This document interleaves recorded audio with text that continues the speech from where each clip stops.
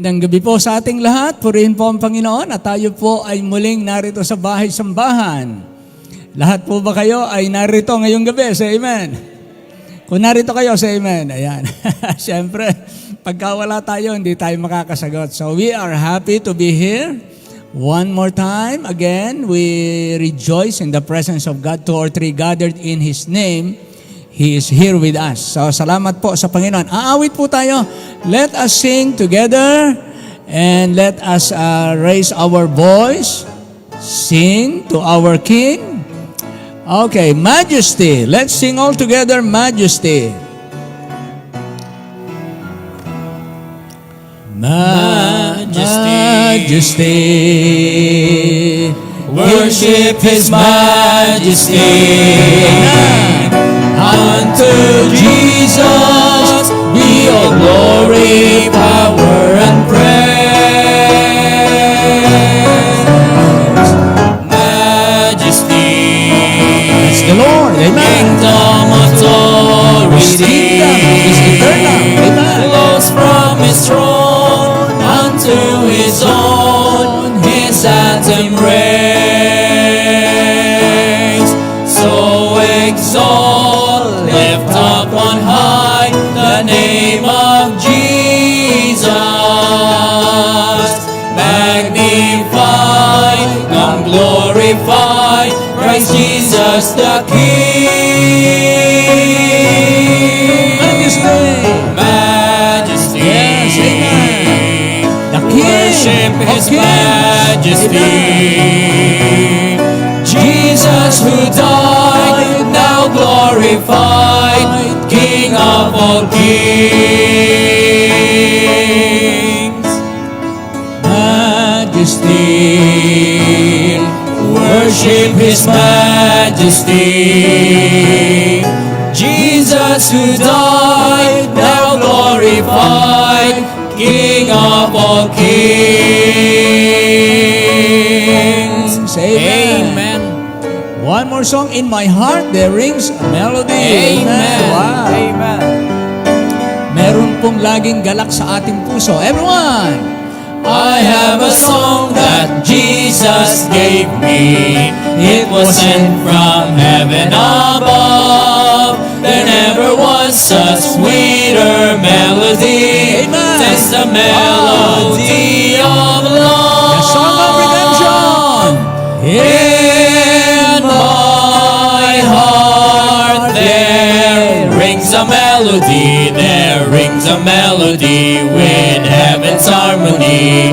In my heart there rings a melody, there rings a melody of love. I love the Christ who died on Calvary, for He washed my sins away. He put within my heart a melody, and I know it's there to stay. In my heart there rings a melody, there rings a melody with heaven's harmony. In my heart there rings a melody, there rings a melody of love. 'Twill be my endless theme in glory, when the angels I will sing. 'Twill be a song with glorious harmony, when the chords of heaven ring. In my heart there rings a melody, there rings a melody with heaven's harmony. In my heart there rings a melody, there rings a melody of love. Jesus. Amen. Amen. Wow. Such love.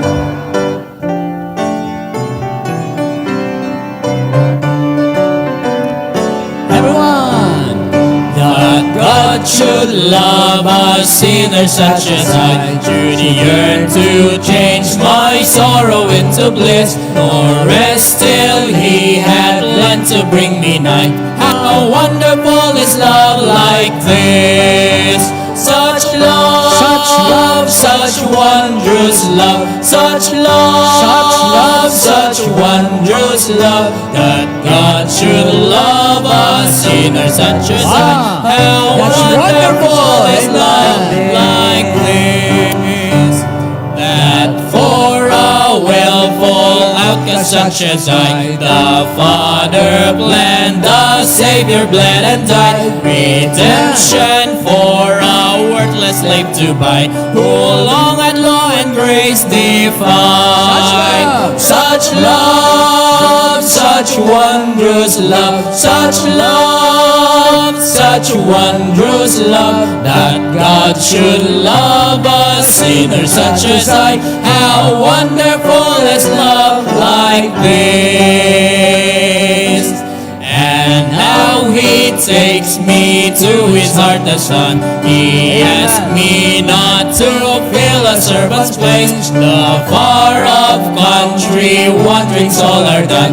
Wide open are His arms of grace. Such love, such wondrous love, such love, such wondrous love, that God should love us sinners such as I. How wonderful is love like this. Amen. Amen. Tagalogin nga natin yan. Tagalogin natin. Ha? Masarap awitin sa Tagalog. Minsan ay para maalala natin yung ating wikang pambansa. Okay, Tagalogin natin yung such love, kapatid. Everyone! Ang tulad ko ay minahal ng Diyos, lungkot sa puso'y ibig matapos, nagdusa nang ako'y mailapit. Anong dakilang pag-ibig? Pag-ibig ni Jesus ay nahayag sa krus. Ang tulad ko ay minahal ng Diyos. Anong dakilang pag-ibig? Nanahan siya kasama ng tao, kahit sa sapitin ay kalbaryo. Walang katulad na patotoo, pag-ibig ni Jesucristo.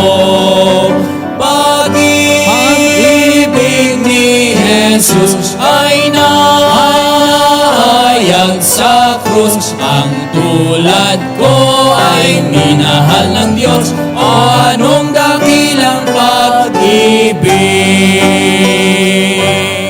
Kahit ako ay dapat itakwil, sa krus si Jesus di napapigil. Katubusan para sa tulad ko, sa sala ay naalipin. Pag-ibig ni Jesus ay nahayag sa krus. Ang tulad ko ay minahal ng Diyos. Anong dakilang pag-ibig?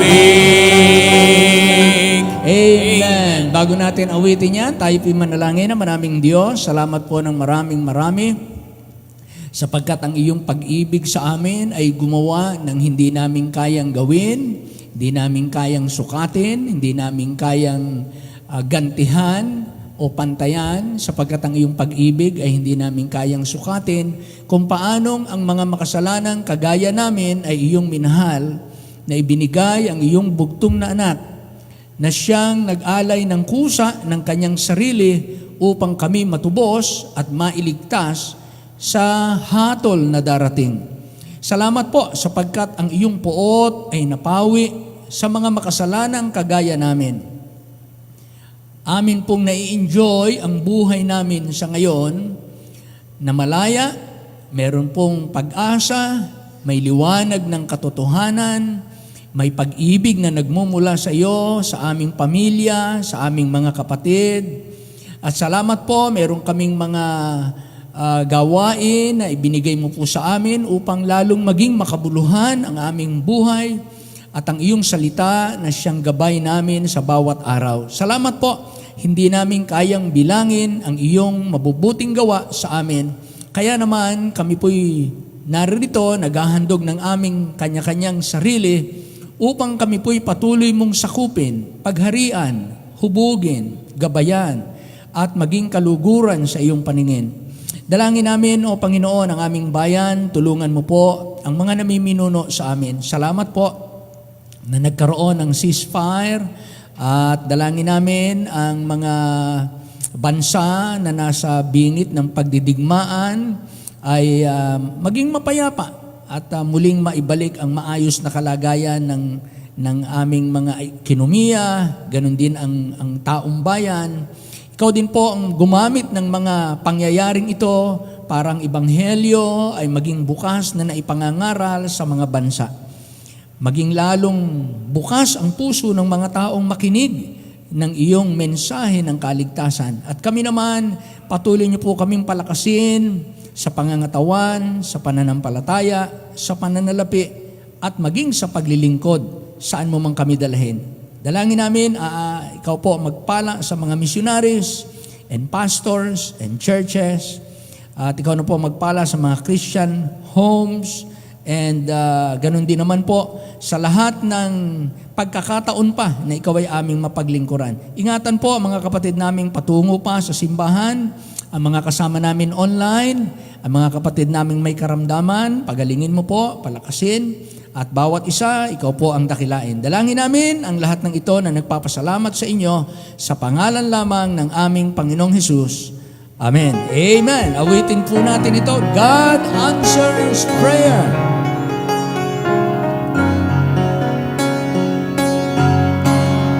Did you ever talk to God above? Tell Him that you need a friend to love. Pray in Jesus' name, believing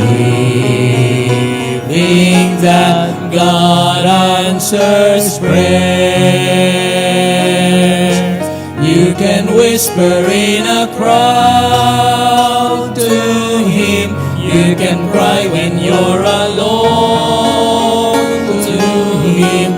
You don't have to pray out loud to Him. He knows your thoughts.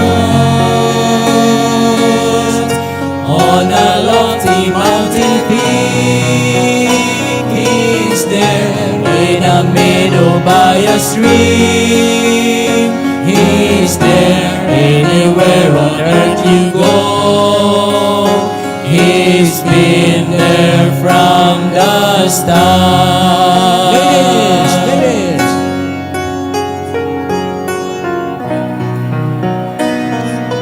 Amen. Every tiny little thing, He knows you can always need, and He will answer prayer. Amen. Let's sing this. You can whisper in a crowd to Him.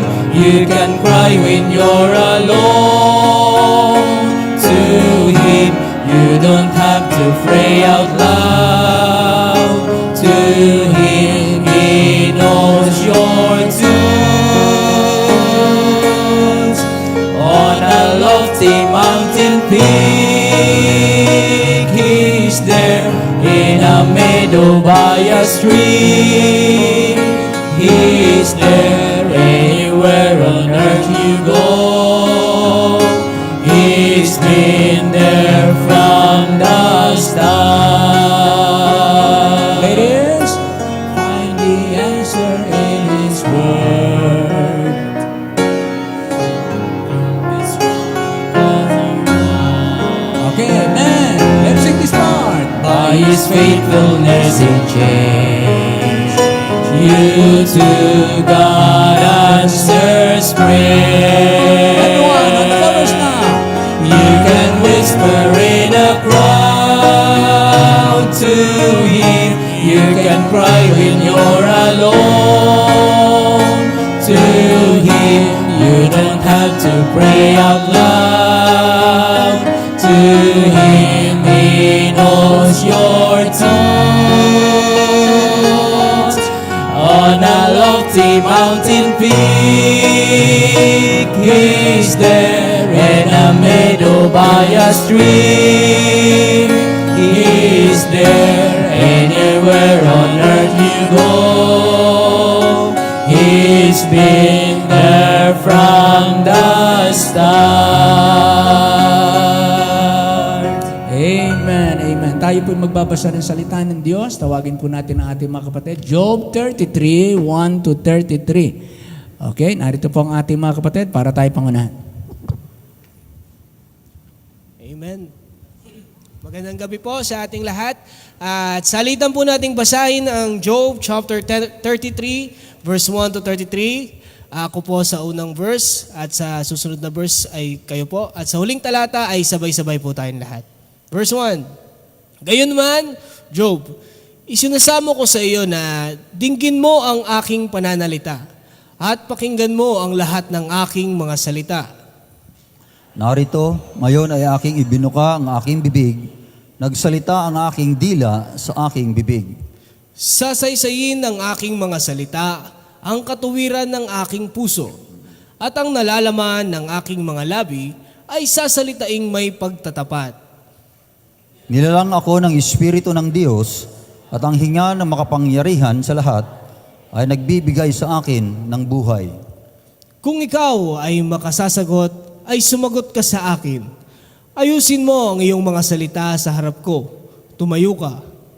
Narito, ako'y sa Diyos na gaya mo. Ako may nilalang mula rin sa putik. Narito, hindi ka tatakutin ng aking kakilabutan, ni ang aking kalakhan man ay magiging mabigat sa iyo.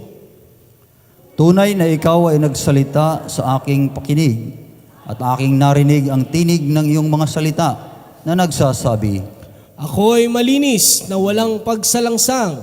Ako'y walang sala, ni may kasamaan man sa akin. narito, siya ay nakasumpong ng kadahilanan laban sa akin. Ibinilang niya ako na pinakakaaway. Inilagay niya ang aking mga paa sa mga pangawan. Kaniyang pinupuna ang lahat na aking landas. Narito, ako'y sasagot sa iyo. Dito'y hindi kaganap, sapagkat ang Diyos ay dakila kaysa tao. Bakit ka nakikilaban sa Kanya? Sapagkat hindi siya nagbibigay alam ng anuman sa Kanyang mga usap. Sapagkat ang Diyos ay minsang nagsasalita, oo, makalawa, bagaman hindi pinakikinggan ng tao. Sa isang panaginip, sa isang pangitain sa gabi, pagka ang mahimbing na pagkakatulog ay nahuhulog sa mga tao, sa mga pagkakatulog sa higaan. Kung magkagayoy, binubukas niya ang mga pakinig ng mga tao at itinatatak ang kanilang turo. Upang iwalay ang tao sa kanyang panukala at ikubli ang kapalaluan sa tao. Kanyang pinipigil ang kanyang kaluluwa sa pagbulusok sa hukay at ang kanyang buhay sa pagkamatay sa pamamagitan ng tabak. Siya na may pinarurusahan ng sakit sa kanyang higaan at ng palaging antak sa kanyang mga buto. Nanupat ng kanyang buhay ang tinapay at ang kanyang kaluluwa ay pagkaing pinakamasarap. Ang kanyang laman ay natutunaw na hindi makita at ang kanyang mga buto na hindi nakita ay nangalilitaw. Oo, ang kanyang kaluluwa ay nalalapit sa hukay at ang kanyang buhay sa mga mangwawasak. Kung doroong kasama niya ang isang anghel, isang tagapagpaaninaw na isa sa gitna ng 1,000 upang ipakilala sa tao kung ano ang matuwid sa kanya. Kung magkagayoy, binibiyayaan niya siya at nagsasabi, iligtas mo siya sa pagbaba sa hukay. Ako'y nakasumpong ng katubusan. Ang kanyang laman ay magiging sariwa kaysa laman ng isang bata. Siya'y bumabalik sa mga kaarawan ng kanyang kabataan. Siya'y dumadalangin sa Diyos at nililingap niya siya, na anupat kanyang nakikita ang kanyang mukha na may kagalakan at kanyang isinasa sa tao ang kanyang katuwiran. Siya'y umaawit sa harap ng mga tao at nagsasabi, Ako'y nagkasala at sumira ng matuwid at hindi ko napakinabangan. Kanyang tinubos ang aking kaluluwa sa pagyao sa hukay, at ang aking buhay ay makakakita ng liwanag. Narito, ang lahat ng mga bagay na ito ay gawa ng Diyos. Makalawa, oo, makaitlo sa tao. Upang ibalik ang kanyang kaluluwa mula sa hukay, upang siya ay maliwanagan ng liwanag ng buhay. Pansinin mong mabuti, O Job, dinggin mo ako. Tumahimik ka at ako'y magsasalita. Kung ikaw may anumang bagay na sasabihin, sagutin mo ako. Ikaw ay magsalita, sapagkat ibig kong ariin kang ganap. Sabay-sabay po tayo. Kung hindi, dinggin mo ako, tumahimik ka at tuturuan kita ng karunungan. Maraming pong salamat sa pagkabasa ng salita ng Diyos. Makakaupo na po tayo lahat.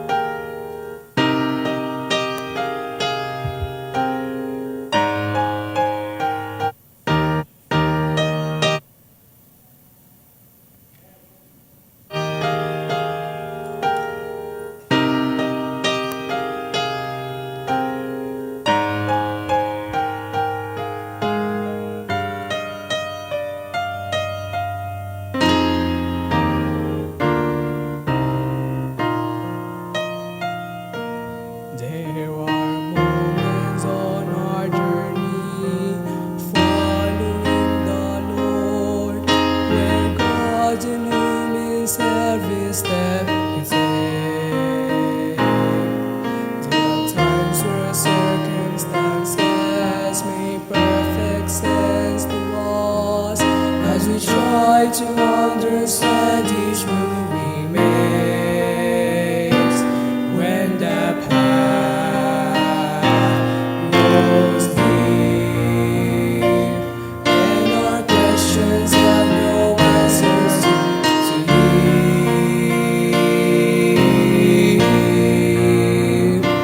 Bow the knee, trust the heart of your Father when the answer goes beyond what you can see. Bow the knee, lift your eyes toward heaven and believe the one who holds eternity. And when you don't understand the purpose of His plan, in the presence of the King, bow the knee.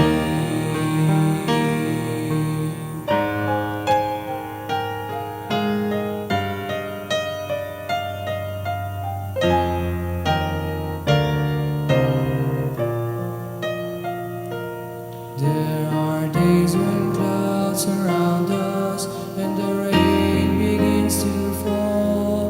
The cold and lonely winds won't cease to blow, and there seems to be no reason for the suffering we feel.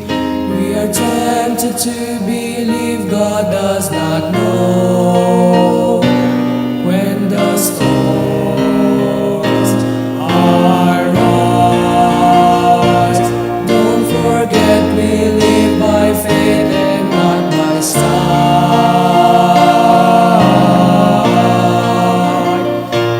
Bow the knee, trust the heart of your Father when the answer goes beyond what you can see.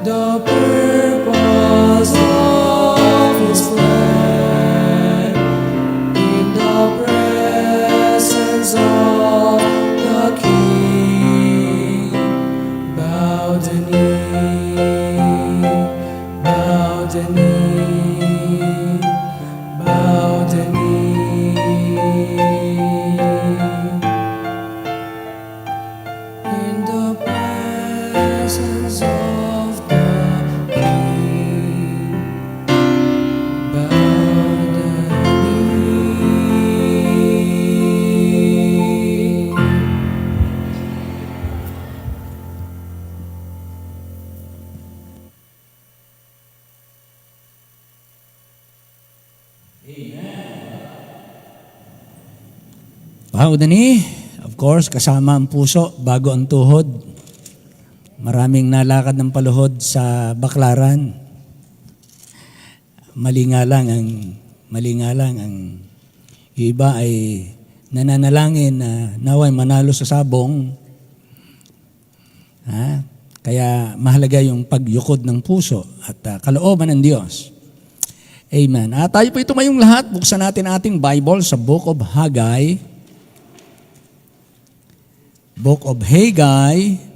Haggai chapter 2. Haggai chapter 2 and verse 9. Or Haggai chapter 2, not verse 9. Gusto kong pagtuon natin yung verse 3. Verse 3. Haggai chapter 2 and verse 3.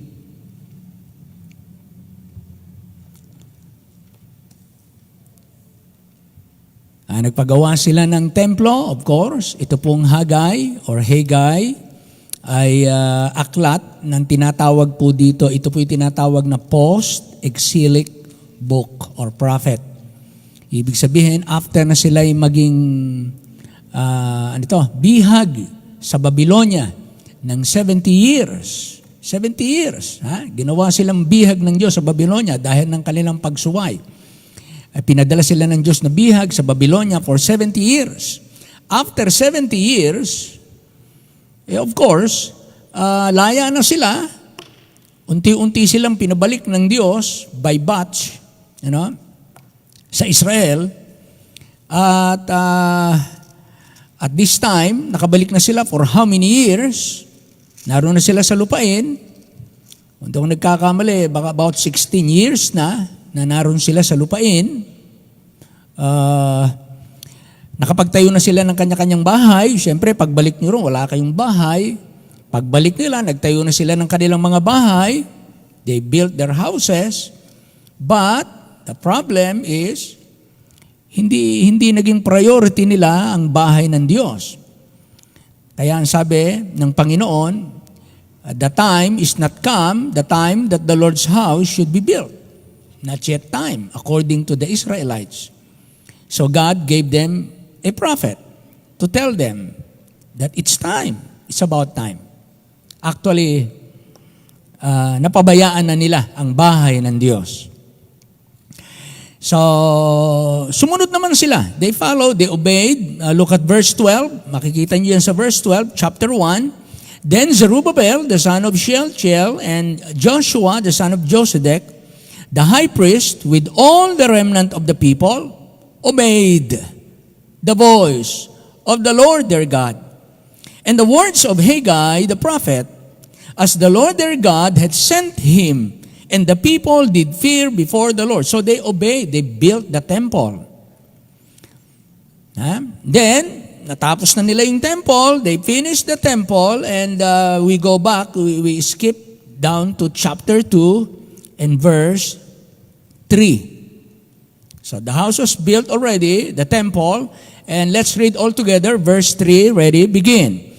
Who is left among you that saw this house in her first glory? And how do you see it now? Is it not in your eyes in comparison of it as nothing? So I want you to focus on that question. How do you see it now? How do you see it now? Paano ang tingin ninyo sa nakikita nyo ngayon? Ano ngayon ang tingin ninyo sa nakikita ninyo? Aming Diyos, salamat po sapagkat kami ay mayroon mong gabay. Marami kaming hindi nakikita. Our eyes are so limited. Our knowledge, our mind, our thinking, and even our abilities. We do not have the eyes like the all-seeing eye of God. Salamat po sapagkat dahil ng iyong salita, we can see far beyond through thy word.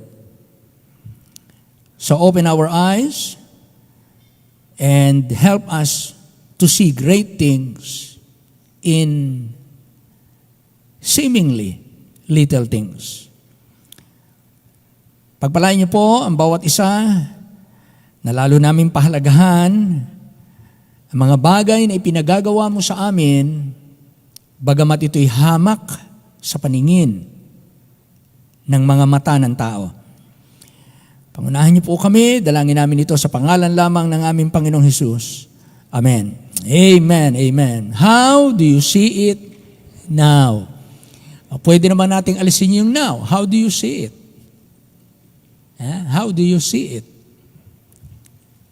Paano mo tinitignan ngayon?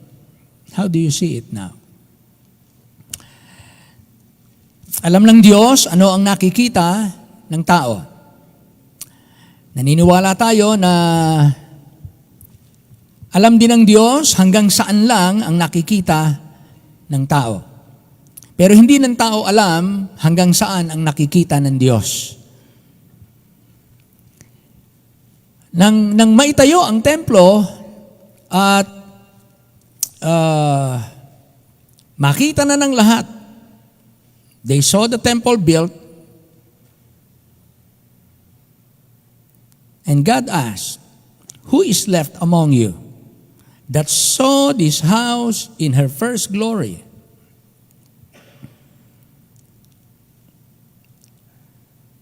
So binigay niya yung tanong sa mga taong nabuhay nung una na nakakita ng temple, a glorious temple of Solomon.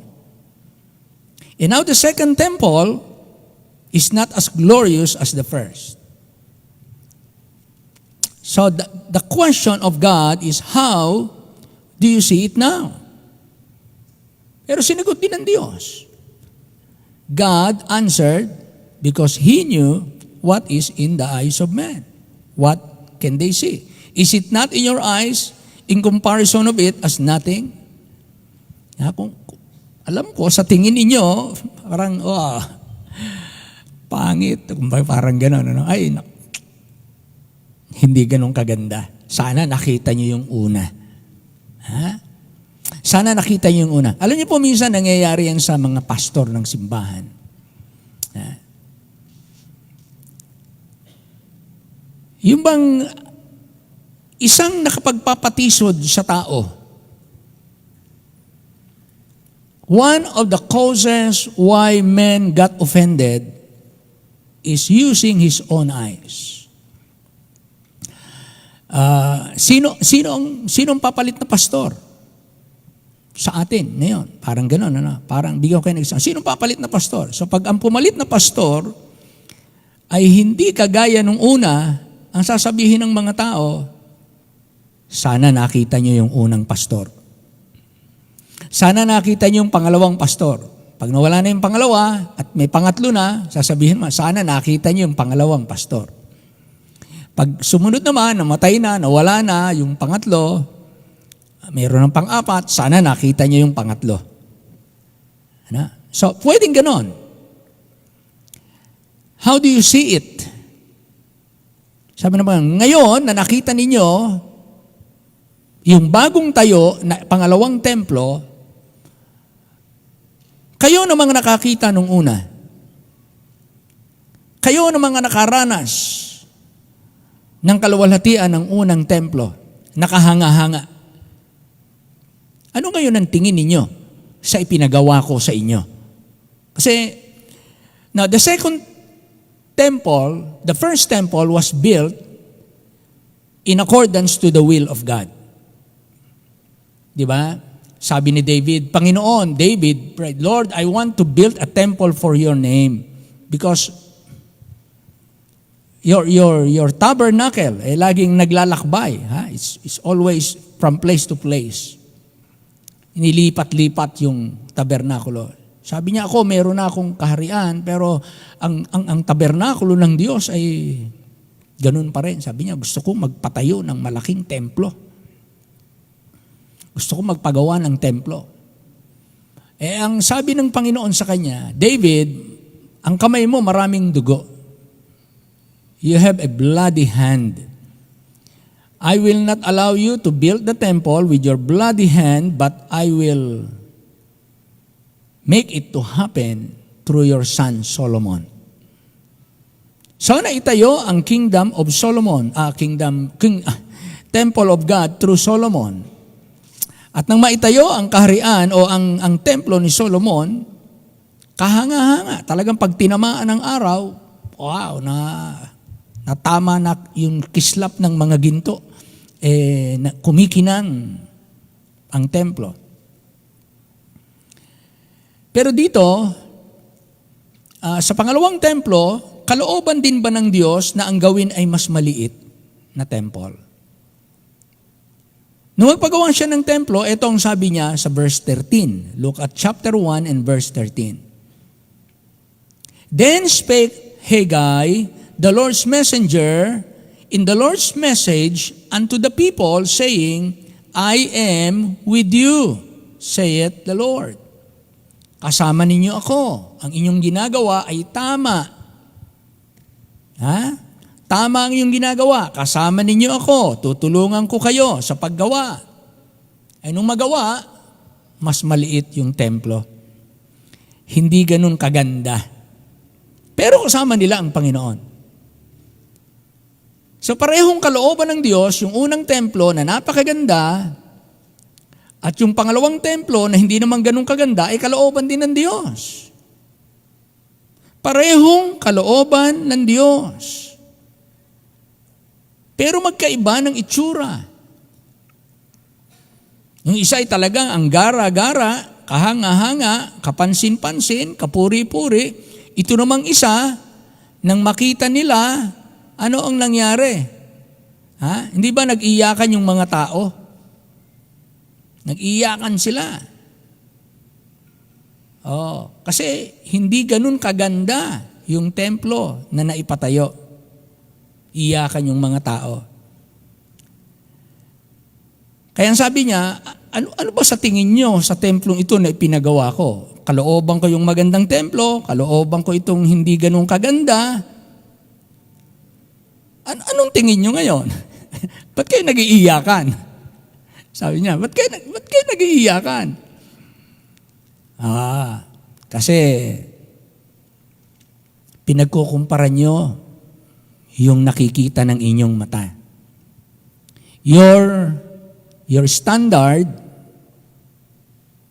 on how to evaluate things is not in accordance to the Word of God.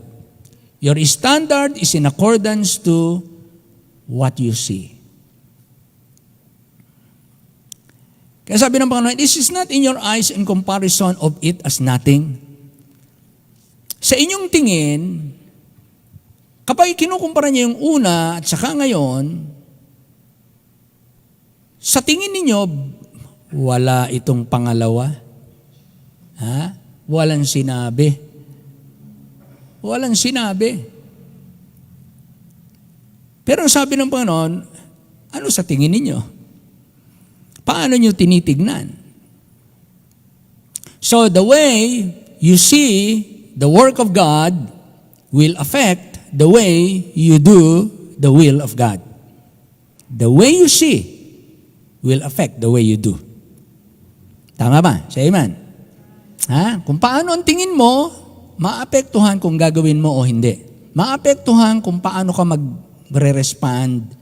Mag-appreciate ka ba o magko-complain ka ba? O anong tawag yun? Mamimintas? Anong tawag yun? Magkikriticize? Yeah. Will you criticize? Will you complain?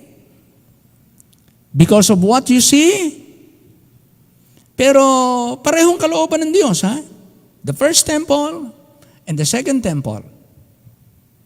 Magkabala ng itsura. So na itinuturo ng Panginoon sa atin, mga kapatid. What can we learn para hindi tayo magkamali at hindi mabago ang ating pagkakristyano? Kapag mali ang tingin ng tao dahil hinatulan niya ayon sa nakikita ng kanyang mata, pag mali tayo ng tingin, hihina ang ating loob. Ano sa tingin ninyo? Kakayanan natin bang bilhin itong loteng ito? Wala man tayong pera. Ano sa tingin ninyo? Makukuha ba natin itong property? Makakapagpatayo pa ba tayo ng building? Wala tayong malaking offering? Wala tayong mayayamang miyembro? Ano sa tingin ninyo? Kaya kapag mali ang tingin, nakakahina ng loob. Sa tingin ba natin, kaya natin magpaaral ng anak na doktor? Kaya ba natin magpatapos ng isang abogado? Kaya ba natin magpatapos ng isang engineer? Kaya ba natin mapagkolehiyo ang ating anak? Ano sa tingin mo, sweetheart? Nako, hindi natin kaya magpaaral. Huwag na natin paaralan pagka-graduate ng high school, pagtrabahuhin na natin silang lahat. Ano sa tingin ninyo? Yung mga babae bang anak, dapat pang magtapos ng pag-aaral? Sa ibang mga magulang, naku, wag mo nang pag-aralin yan. At yung mga mag-aasawa din lang naman. Ano sa tingin mo? Mahalaga po yung tanong ng ating Panginoon. This is a very, very important question. Because how do you look at things? Kaya sa tingin ng iba, okay ba sa iba ang music natin, meron tayo ditong drums, ang ilaw natin, mga dancing light ang ginagamit natin. Kada mapapalakas ng salita, biglang lalakas yung liwanag na gano'n. Pag hina ng salita, hihigop yung dilim. Gusto ba yung gano'n? Na tayo naka-dim light dito para tayo nasa concert. Pero puno tayo ng tao. At ang mga tao ay walang standard. How do you see? Mahalaga po yung tanong, no? Ano yung nakikita ng tao? Kaya minsan, parang may mga hindi tayo kayang gawin, kayang bilhin, kayang magkaroon. Kasi pag tinitingnan natin yung ating nakikita, parang hindi natin kaya yan. Wala tayong kakayanan dyan. Hindi natin pwedeng gawin yan. So the way you see the work of God will affect the way you do the will of God. Kapag mali ang tingin, hihina ang loob. Titigil ang kamay. Babagsak ang ating excitement at yung sigla natin sa buhay. Manghihina ang ating pananampalataya. Conforme sa paano natin titignan ang nangyayari. May mga nag-backslide. Paano mo titignan yon? May mga na-offend. Paano mo titignan yon? Mababa ang offering. Marami ang late. Paano mo titignan yon? Kaya kapag ginamit natin lagi yung ating mata, malamang na tayo po ay magkamali. Naalala ko si Pastor Dante Narsabal, nakaupo, evangelistic night namin, nakaupo dyan sa unahan, ganyan. Nangaral ako ng gospel, kaligtasan. Pag invitation, sinong tatanggap sa Panginoon? Si Pastor Dante, bata pa, high school pa eh. Tungong-tungo. Lumapit sa unahan. Pero kasi habang nakikinig siya, nakikita ko, parang nakapikit kasi singkit ang mata nun eh, maliit lang ang clearance. Kaya pag tumungong gano'n, nakala mo tulog na. Sabang nag-ano ko, tingin ko parang inaantok siguro, tutulog lang, hindi interesado. Yung pala, convicted. Nakatungong siyang gano'n. Pag imbitasyon ng kaligtasan, ay, lumapit si Pastor Dante. Sabi ko, tinan mo to, batang to. Tutulog-tulog lang, pero pag imbitasyon naman, ay lumapit din. Mabuti naman, nakakapakinig pala. Aba, diruin mo ngayon siya pala ay magpapastor. Siya ngayon ang pastor sa Tayabas at ginagamit ng Panginoon ng mabuti. Pero kung pag titignan ko lang, yung tingin ko, mali. Mali.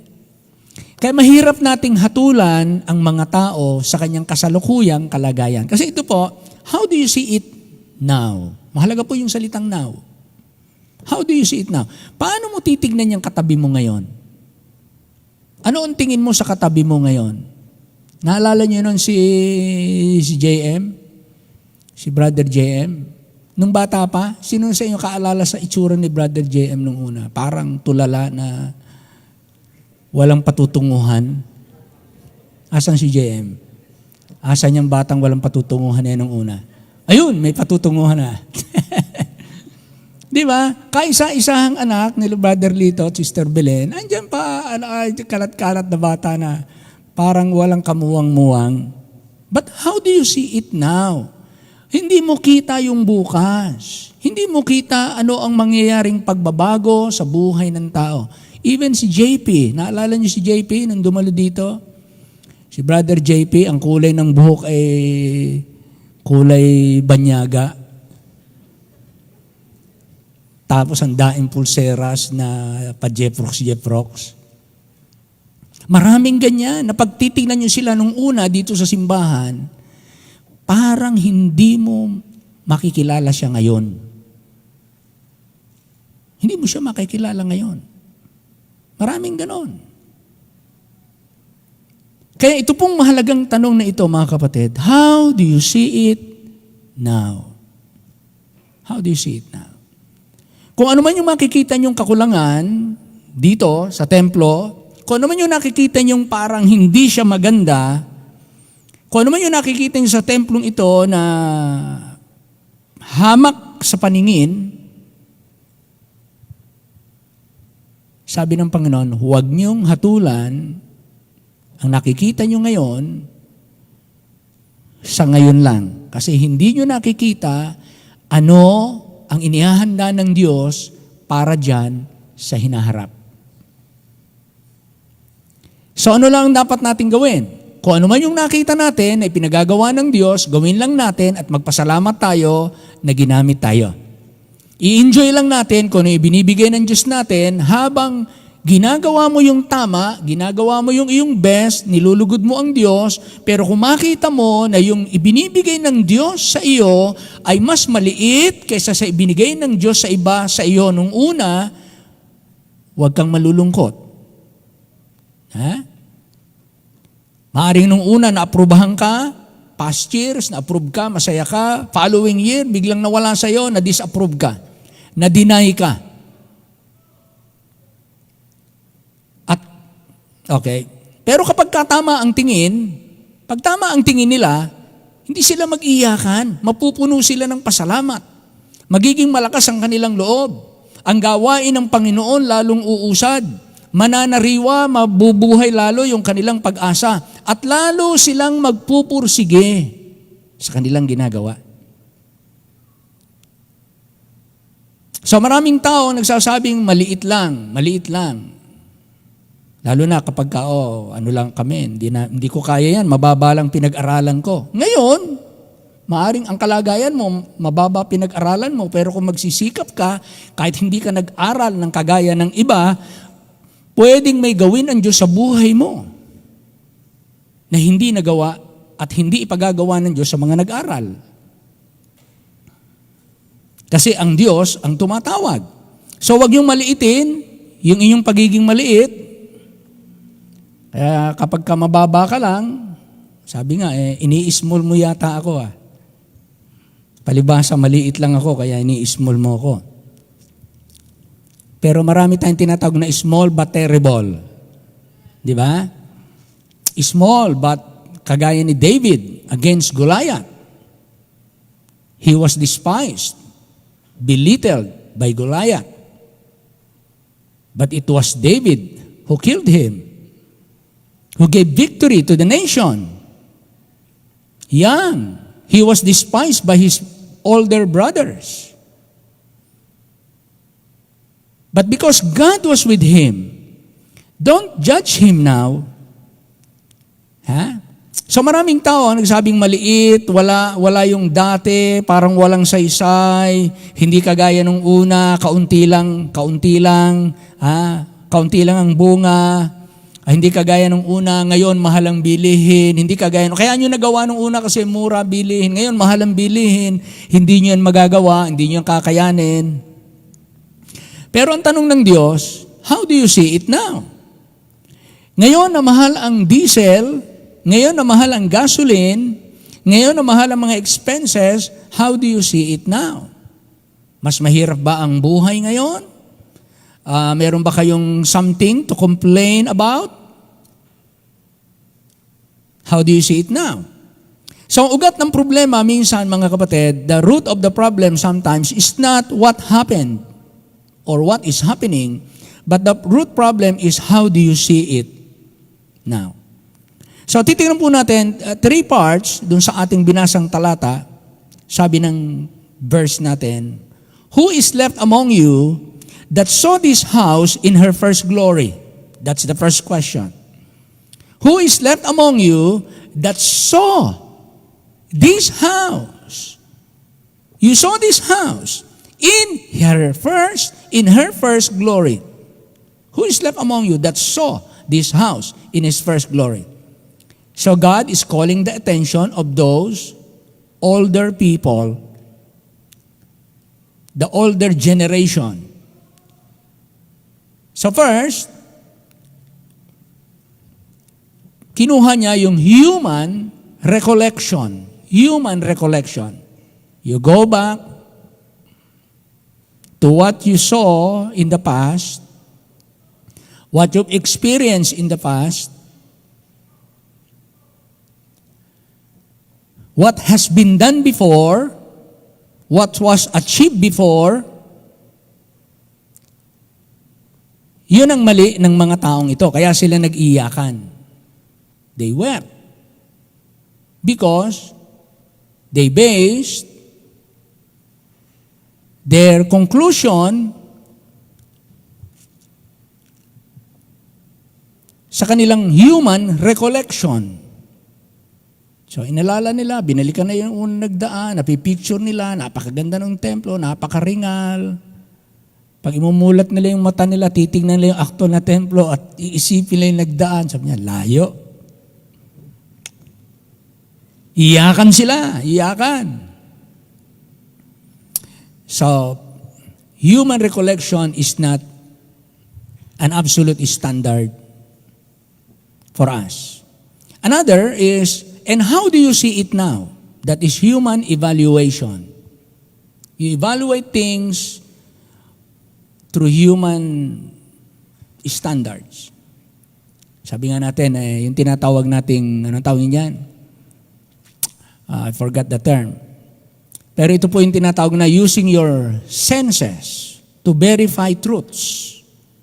Your reason, sense of smell, sense of sight, sense of taste, sense of touch, diba? Sense of hearing. So kapag yun ang ginamit mo para suriin ang katotohanan, hindi ito sapat. Kaya nag-iyakan sila kasi using their recollection, their human senses to verify truths, kung ano, sabi niya, this is nothing compared to what has been done in the past.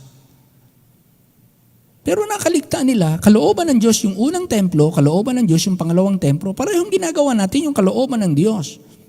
Pero pinagbasihan nila ngayon, yung nakikita nila. Hindi nila pinagbasihan na ito'y kalooban ng Diyos na magawa ng ganito lang ang itsura.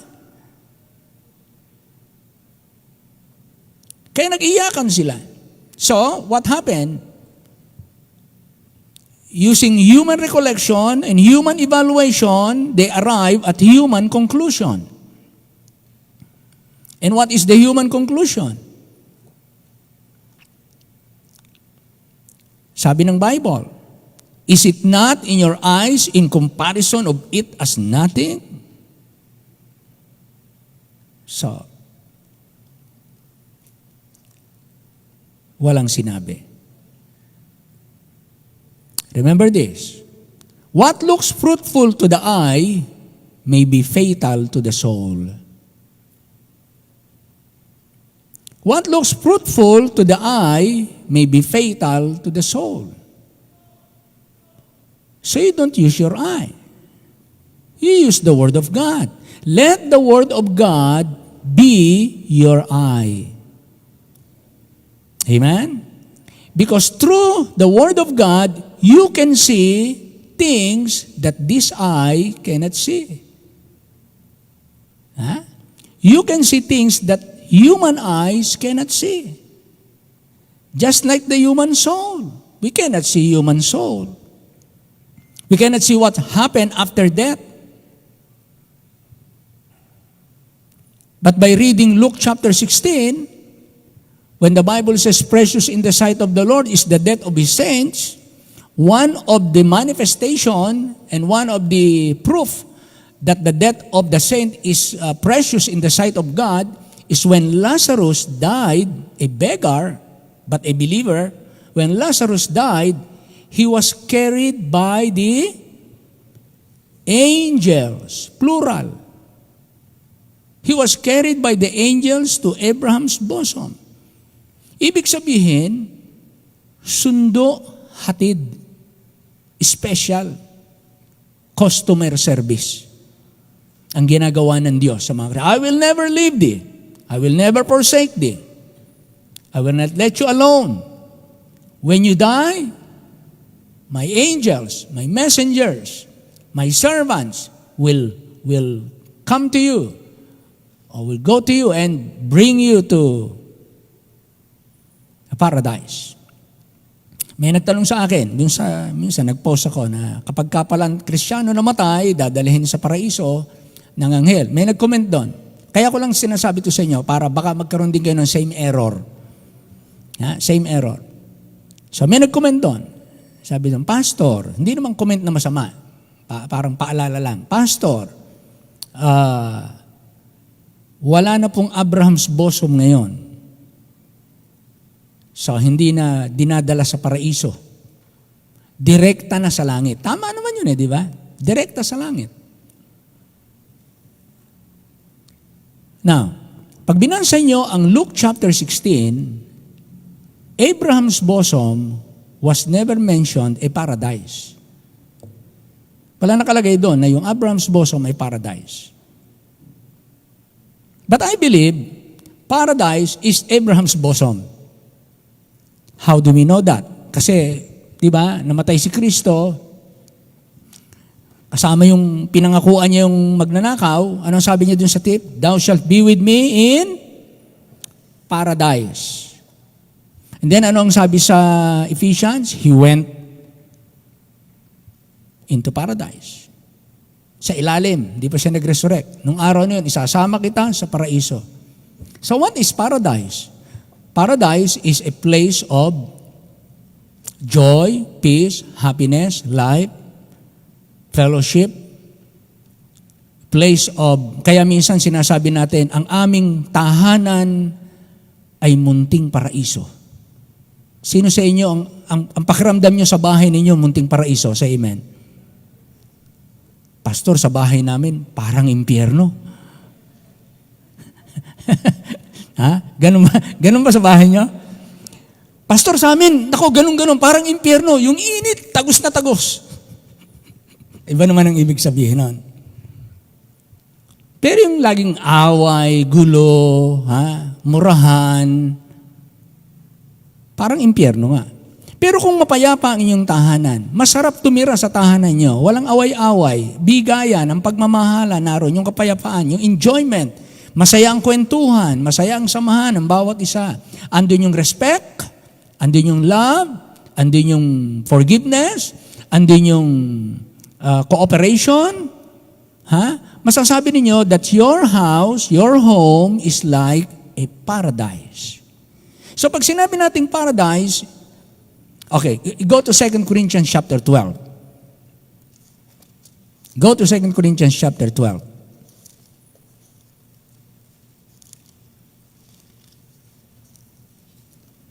Second Corinthians chapter 12, verse 1. It is not expedient for me, doubtless, to glory. I will come to visions and revelation of the Lord. Apostle Paul is speaking. Verse 2. I knew a man in Christ about 14 years ago, whether in the body I cannot tell, or whether out of the body I cannot tell. God knoweth, such an one caught up to where? Third heaven. And I knew such a man. He was describing himself. Whether in the body or out of the body, I cannot tell. God knoweth how that he, pertaining to himself, he was caught up into paradise. The third heaven was called paradise, the Apostle Paul. So ang paradise, hindi lamang yung Abraham's bosom. The place of God's blessing, peace, joy, love. So ito ngayon, ang third heaven is called paradise. Kaya, pag mata lang natin, minsan meron tayong hindi nakikita. So sinagot ko po yung comment. Sumagot din yung nag-comment doon. Sabi niya, Pastor, hindi ko ito nakita. Itong 2 Corinthians chapter 12. Hindi ko ito nakita. Kaya tingnan ninyo, no? Kapag kakulang ang ating mata, kaya kailangan natin ng salita ng Diyos. Para meron tayong pagbabasihan ng katotohanan. Amen? Kaya mahalaga po, human conclusion must be based on proper evaluation. And when we do not arrive into a proper conclusion is because somehow we might have a wrong evaluation. Kaya, let's say, doktor, kahit mga doktor, pagka wrong ang kanilang, ano ba tawag niyo doon? Diagnosis sa mga doktor. Diagnosis. Pag wrong ang diagnosis, abay di mali ang kanilang prescription. Mali ang bibigay nilang gamot. So, ganun din po sa ating lahat. Sa mga mekaniko, ganun din. Pinakinggan yung tunog ng makina. Kinalampag. Pinailaw patay ang makina, ang ilaw, ang bumbilya, lahat. Pinaganyan-ganyan. Tapos sabi niya, ang problema nito, ganito. Sige ho, palitan niyo. Ano ho ba gagawin? Papalitan. O. Ay, palitan natin. Pinalitan. Yung pinalitan, ganun pa din ang problema. Bakit? Siguro, Pastor, ito na ang ano dyan, ito ang problema. Pag hindi yan, ito. Sige ho, palitan natin. Pinalitan. Pagkapalit, ayun pa rin ang problema. Hindi mo na ibabalik doon. Hahanap ka na ng iba. Pagtingin sa iba, hindi ho yan ang problema niyan. Ito ho ang problema niyan. Aba, ang galing. Kuha agad. Minsan ganon. Tayo, ganon. Ano? So, titingnan natin. What looks fruitful to the eye may be fatal to the soul. One example is Eve in Genesis chapter 3 and verse 6. And when the woman saw that the tree was good for food, that's how Eve saw the fruit. After Satan deceived her. So, and when the woman saw that the tree was good for food, so now, Eve used his own eyes. His own understanding, I believe. It's not just the physical eye, but her understanding. And when the woman saw that the tree was good for food and that it was pleasant to the eyes, to God, it's a poison. It can kill you. And a tree to be desired to make one wise, she took of the fruit. You see? How do you see? How do you see things will affect how do you do things. So she took of the fruit thereof and did eat and gave also unto her husband with her. Why? Because the woman saw that the tree was good for food. That's how she saw the forbidden fruit. She saw in a different light. She saw it in the eyes of Satan, not in the eyes of God. So in the eyes of Satan, it's good. So it becomes the understanding of Eve, I think this is a good food. It will make me wise. And she gave also unto her husband with her. Tingnan niyo po kung paano tayo makakahawa, makakaapekto ng mali kapag nagkamali tayo ng tingin. Mahalaga po. How do you see it now? Pagka may mga pangyayari sa inyong buhay, naghiwalay ang mag-asawa, alam niyo, sa amin ganun eh. My father and my mother got separated, naghiwalay sila. Paano mo titignan ngayon yung nangyaring yon? Naghiwalay sila. Nasunugan kayo ng bahay, paano nyo titignan? Nawala ka sa ministry, paano mo titignan? So merong mali at tamang paraan ng pagtingin. Kahit na ano mangyari sa atin, pag tinignan natin ng tama, pwede kang makarecover. Pwede ka pang pagpalain, pwede ka pang tumibay, pwede ka pang maging blessing. Pero kung mali pa rin ang tingin natin, kagaya ni Cain, di ba? Tingin niya, tama yung siya'y maghain ng hain na bloodless sacrifice. In Cain's understanding, it is not wrong for him to offer yung fruit of the land. Pero nireject ng Diyos. God rejected His offering. Nung i-reject, okay, ngayon i-reject ng Diyos. Paano mo naman titignan ngayon? How do you see it now? Nagwala si Cain. Nagtampo, nagselo sa kanyang kapatid. So, si Eva. Pangalawa, si Lot. Look at verse 10 ng chapter 13 ng Genesis. Abraham said, Lot, we do not have to quarrel. If you will go to the left, I will go to the right. If you will go to the right, I will go to the left. Let us not quarrel. Your group is bigger than before. And my group is bigger than before. So let it not be a reason for us to have a quarrel. Let us not fight. Because of your servants and my servants, let's part ways. Hiwalay tayo. Kung kakanan ka, kaliwa ako. Kung kakaliwa ka, kakanan ako. But look at Genesis 13:10. And the Bible says, and Lot lifted up his eyes and beheld all the plain of Jordan, that it was well watered everywhere. He used his eyes. He didn't pray. He didn't ask God, Lord, please guide me, choose for me. Let not my own eyes judge what is right and what is wrong. Help me, judge me, or guide me. So ano nangyari kay Lot? Napasama si Lot. Naging worldly siya, naapektuhan siya ng mundo, at lalong napalayo ang kanyang buhay sa Panginoon. Another, Numbers 13:33, the Israelites, Numbers 13:33. And there we saw the giants, the sons of Anak, which come of the giants, and we were in our own sight as grasshoppers, and so we were in their sight. So ano nangyari? Iyakan sila. Ayaw nilang pumasok sa land of promise. No, we will not. At nung sabi ni Joshua at ni Caleb, let's go. Let's take the land. They are bread for us. Okay. Damputan sila ng bato. Sige, pumasok kayo. Babatuhin namin kayong dalawa. Hanggang kayo mamatay. So you see, merong Prophet Samuel. Another in 1 Samuel 16:6. Remember? And it came to pass, when they were come, that he looked on Eliab and said, surely, the Lord's anointed is before him.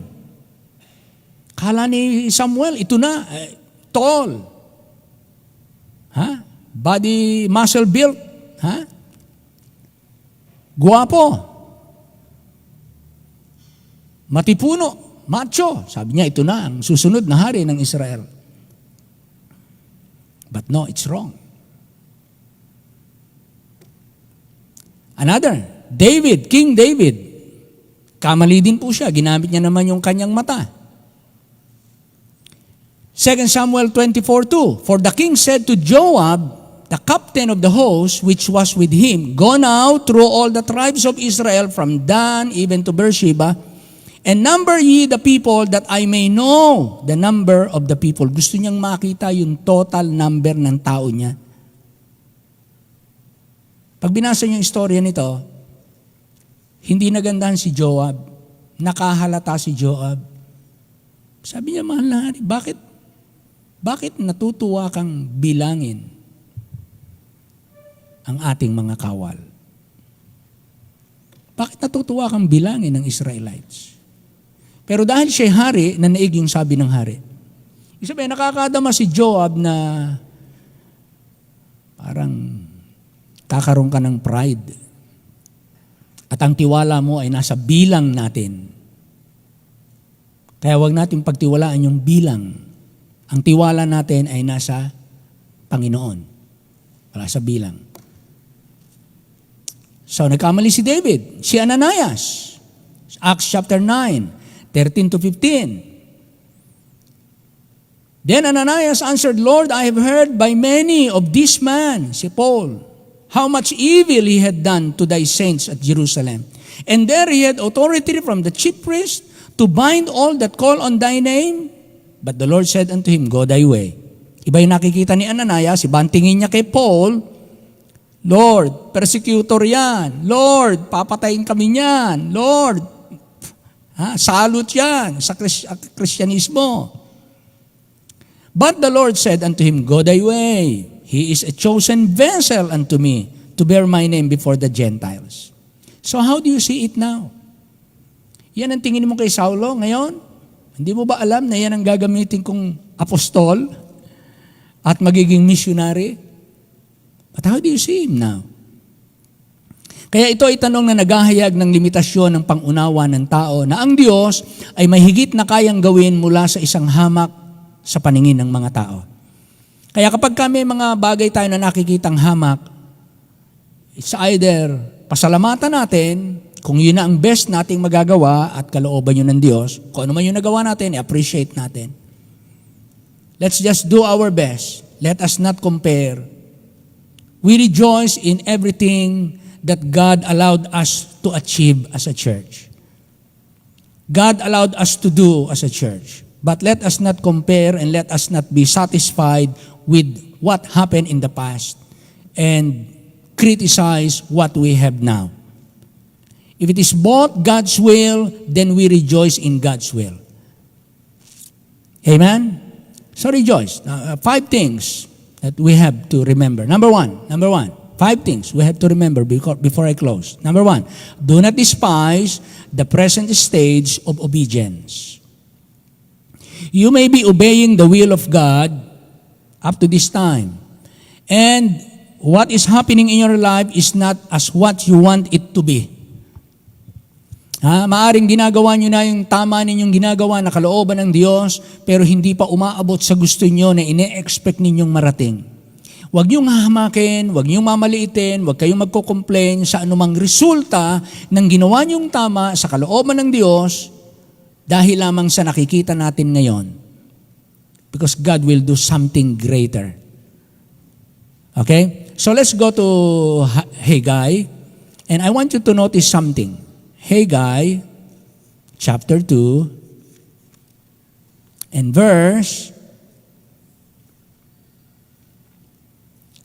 look at verse 4.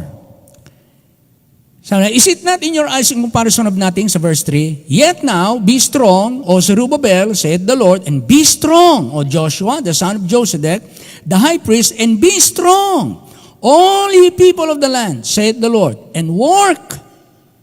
Keep working. For I am with you, saith the Lord of hosts. And this is what he promised. Look at verse 9. The glory of this latter house, whom you said in comparison as nothing, but the glory of this latter house shall be greater than of the former. Again, how do you see it? Wala kang magarang sasakyan, wala kang magarang bahay, wala kang malaking lote. Pero meron kang tamang relasyon sa Diyos. Meron kang tamang paglilingkod sa Diyos. Meron kang tamang pananampalataya. But how do you see it now? Eto, hindi naglilingkod sa Diyos. Pa-backslide, pa-karnal, pa-worldly. May malaking bahay. May magandang trabaho. May malusog na katawan. Matatalino ang anak. How do you see it now? Di ba yun ang nangyari kay Asaph? Remember Asaph in the book of Psalm? Halos mag-backslide si Asaph. Sabi niya, mabuti pang hindi na ako nagpakamatuwid. Samantalang itong mga taong masasama, lumuluwa ang mata sa kasaganaan, matitibay ang kanilang mga salita, silang pinakikinggan, nagba-viral yung kanilang nagba-viral yung kanilang mga pangangatuwiran, ang mga anak nila matitibay sa lupain, pero sila'y mga taong makasalanan, mga korap. Pero ang gaganda ng buhay, ang gaganda ng katungkulan sa sosyedad. Sabi niya, samantalang ako, hinugasan ko ang aking mga mata, ay ang aking kamay. Sinikap kong huwag gumawa ng kasalanan at ng masama at gawin lamang kung ano ang tama. Pero eto ako, nagtitiis ako araw-araw at nakikita ko yung kasaganaan kung sino pa yung masasama. Nagtampo siya sa Diyos. Bakit po? Ginagamit niya yung kanyang paningin. Hindi niya binamasa yung Bible. Hindi niya pinagbasehan yung Bible. And then sabi niya, until I went into the sanctuary of God, until na siya'y mag-consult sa salita ng Diyos. At ang sabi niya, I saw the end of the wicked. Nagkaroon siya ng glimpse of eternity. A glimpse of eternity. Mas mabuti pa rin ang mabuhay ng makadiyos kahit nakagaya ka ni Lazaro na maraming galis. Kaysa yung mayaman na kumakain ng sagana na dadamitan ng maganda na pagka namatay sa impyerno at walang hanggang kaparusahan ng punta. Amen? So kung ano man yung buhay natin ngayon, kung kayo po'y pinagpapala, financially, materially, physically, o hindi man, don't judge with what you see. Kung ginagawa niyo ang kalooban ng Diyos, do not despise the present stage of your obedience. Number 2, God is working beyond what your eyes can measure. God is working beyond what your eyes can measure.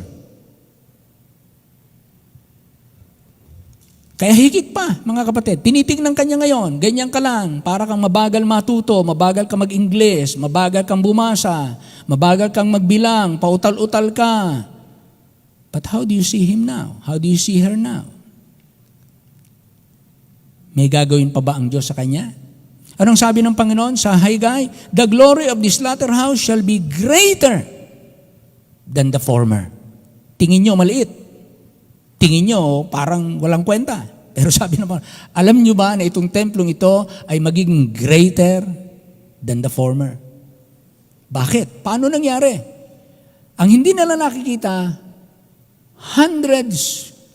Kasi ang pagitan ng Old Testament at saka New Testament about 400 years. So after more than 400 years, si Jesus Christ ipapanganak. At pagkapanganak ng ating Panginoong Hesus, ipapasok sa templo. At ang templong pinagpasukan kay Jesus Christ, itong templong ito. Na hindi napasok ni Kristo yung templong yari sa ginto, pero napasok niya itong templong ito na hamak sa paningin ng tao. Kaya hindi lamang ang sukatan yung magara, yung magara na itsura na nakikita ng mata, kundi yung presensya ng Panginoon na makikita at naroroon. Kaya sa buhay ninyo, kung putol ang isang paa, at sabi natin, ang malas nitong taong ito, putol ang isang paa. Buti ito, kumpleto paa, kung maglakad talagang pang model. Pero kung yan ay putol ang isang paa, at kulang ang isang paa, o kulang ang isang mata, pero ang Panginoon ay sumasa kanya, daig niya yung kumpleto ang kanyang buong katawan na siya'y hiwalay sa Diyos. How do you see it now? How do you see it now? Sabi na nagsuko ng buhay sa ministeryo, imbis na maging piloto. Sayang, sana pilot, sana ang laki ng sweldo, nagpiloto. How do you see it now? Ano ang tingin mo? Kung babalikan mo, bakit mo nasabing mas mapalad ang piloto na malaki sweldo kaysa sa isang maging misyonero? Kasi pag binabalikan ko, tinitingnan ko yung mga sweldo ng mga piloto, kapitan ng barko, daan-daang libo ang sweldo, ang pastor, daan-daang libo utang. How do you see it now?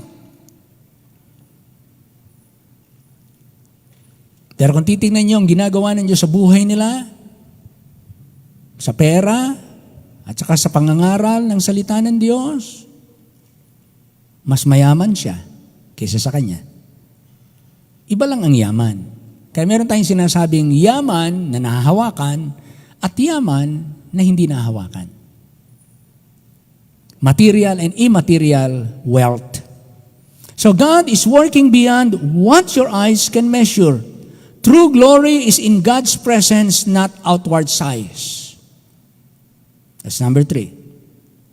True glory is in God's presence, not in outward size. God's presence. 1 Corinthians chapter 1 verse 30, let him that glory in the Lord. Kung meron tayong pagmalaki natin, ipagbunyi natin ang ating Panginoon. Number 4, obedience now leads to peace later. Obedience now. So you better obey now. Maybe it's hard. Sometimes it's a struggle against our flesh. But if you obey now, it will yield peace. Number 5, God has the final word over what seems like nothing. Ang Diyos ang magsasabi na kung ano ang walang kabuluhan. Remember King Solomon and remember Apostle Paul? King Solomon wrote his I chapter and Apostle Paul wrote his I chapter. I build me, I made me, I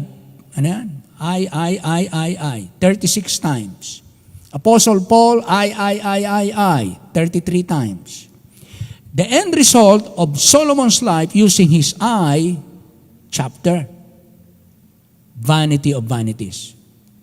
Meaninglessness and boredom in life. Meaninglessness and boredom in life. Apostle Paul's ending using his I chapter, I do not do, puro I, 33 times. Ano ang kanyang last? O wretched man that I am. Wretchedness is the result. So God has the final word over what seems like nothing. Kung isesentro mo, isisiruin mo ang purpose ng buhay mo sa gusto mo, sa ayaw mo, sa success mo, sa pleasure mo, sa ambition mo, at hindi ka magsuko ng buhay kahit ang Diyos tumatawag ng mga mangangaral at misyonero dahil paano na yung sweldo ko? Paano na ang pamilya ko? Paano na ang kikitain ko? Paano? Punong-puno ako ng paano. So ang nananaig, yung doubt ko, yung reason ko, yung nakikita ko. But God has the final word over what seems like nothing. Kaya ang Diyos ang gumagawa ng higit sa nakikita ng tao. Kaya ng Diyos gumawa ng higit sa nakikita nating lahat. Kaya sabi niya, how do ye see it now? Kayo, sabi niya, sa mga Israelita. Kayo, lahat kayo. Ano ang tingin ninyo ngayon? God can do more beyond what we can see. So keep trusting God, keep obeying His will, and then the Bible says, and I will show thee great and mighty things which thou knowest not. Maraming Diyos, salamat po ng maraming nawa. Lalo mo po kaming pagtibayin sa iyong salita at lalo naming mapatunayan paulit-ulit na ang sumunod sa iyong kalooban ay walang hihigit. Huwag naming pagbasihan ang aming nakikita. Huwag naming pagbasihan ang aming nadidinig sa mundo. Huwag naming pagbasihan ang aming mga karanasan. Ang pagbasihan namin at manatili kaming matibay, ano ang sinabi ng salita ng Diyos at ito ang aming dapat gagawin habang kami nabubuhay. At nalalaman namin ang sumusunod sa iyong kalooban, ikaw ang nangako. Kung kayo mananatiling sumusunod sa aking salita, hindi kayo lalakad sa dilim. And you will have the abundance of life. Maraming salamat po sa inyo. Pagtibayin niyo po ang bawat isa sa amin. Gawin niyo pong lalong maligayang bawat pamilya, bawat mag-asawa, bawat mag-anak. Tulungan niyo po kami. Huwag naming hatulan. Bagay sa mga bagay lang na aming nakikita. Suriin namin lagi. Kapag ginawa namin ang iyong kalooban, meron kang higit na pagpapalang nakalaan. Sa pangalan po ng aming Panginoong Hesus. Amen. Amen. Amen. Tayo po ay tumayong lahat. Tayo po ay umawit. Amen. Wow. Awitin natin. Anong masiglang awitin? Ano nakaset nyo dyan?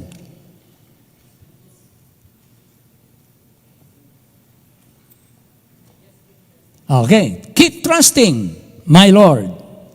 I just keep trusting, my Lord. Ayan. Trust and obey. Just keep trusting Him. Keep obeying Him. Everyone.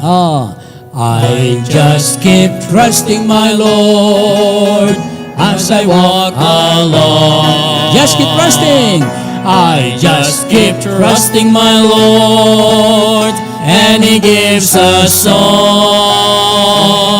Though the storm clouds darken the sky, or the heavenly tread, Yes, amen. I just keep trusting my Lord. And what? He will never fail. He's a faithful friend, such a faithful friend. I can count on Him through the very end. Though the storm clouds darken the sky, or the heavenly trail, I just keep trusting my Lord. Amen. He will never fail. Amen. Brother Noel, Oting, alika, pasalamatan mo ang ating mga kaloob ngayong gabi. Brother Noel. Tayo po yung manalangin. Maraming Diyos, papasalamat po kami ngayong gabi. Tunay nga po, Panginoon, na kayo lang po, Panginoon, ang aming maaasahan po, Panginoon, sa mga panahong ganito. Ngayong gabi po, Panginoon, kami po lumalapit at hinihiling na pagpalain niyo po, Panginoon, ang aming pagbibigay po, Panginoon. Alam ko po, Panginoon, na ito po ay parte ng aming pagpupuri. Ito po ay isang gaganapin po namin para ipakita namin sa inyo kung na ito po ay parte ng aming worship po, Panginoon, sa inyo. Yes, Ganun din po, Panginoon. Salamat po, Panginoon, sa mensahe na sa inyo pong ipina-reveal po, Panginoon, sa amin sa pamamagitan ng aming pastor. Dalahin ko po, Panginoon, ang inyo pong patuloy na paggawa at pagkilos sa bawat isa po, Panginoon, ngayong gabi. Muli po, Panginoon, ito po ang aming panalangin. Tangi lamang sa pangalan ng aming Panginoon Jesus. Amen. Amen. Amen. Amen. Be seated, please.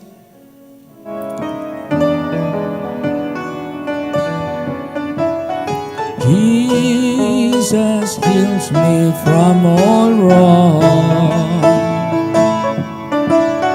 I'll be satisfied as long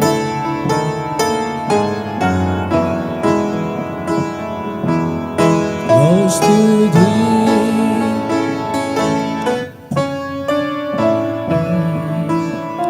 Lagay mo nga sa screen yan, kantang yan. Bigat na.